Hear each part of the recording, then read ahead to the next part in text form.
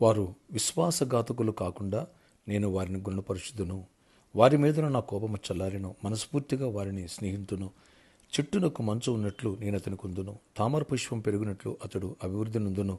లెబనోను పర్వతము దాని వేళ్లు తన్నునట్లు వారు తమ వేళ్లు తన్నుదురు. అతని కొమ్మలు విశాలముగా పెరుగును. ఒలీవుల చెట్టును కలిగినంత సౌందర్యము అతని కలుగును. లెబనోనుకున్నంత సువాసన అతని కుండును.